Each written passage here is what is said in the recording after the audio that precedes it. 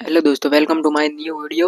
आज मैं आपको बताऊंगा 4000 घंटे 2 महीने में कंप्लीट कैसे करें।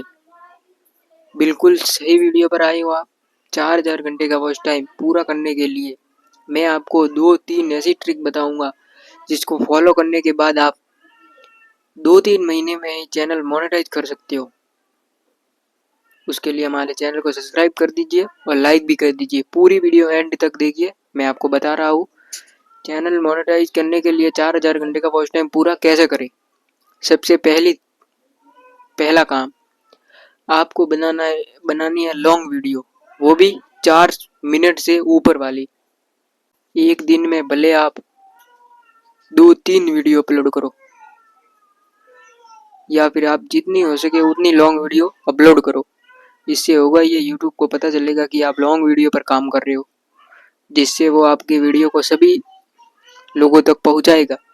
दूसरा, लाइव रोजाना जितना हो सके उतना लाइव पर जाओ। उससे आपको क्या होगा, प्रतिदिन 50-60 घंटे आप कर सकोगे उसके लाइव से। और यूट्यूब पर हमेशा लॉन्ग वीडियो पर ही ज़्यादा काम करो, फोकस करो। इससे होगा ये यूट्यूब को पता चलेगा और आपका यूट्यूब पर ग्रो करेगा वो।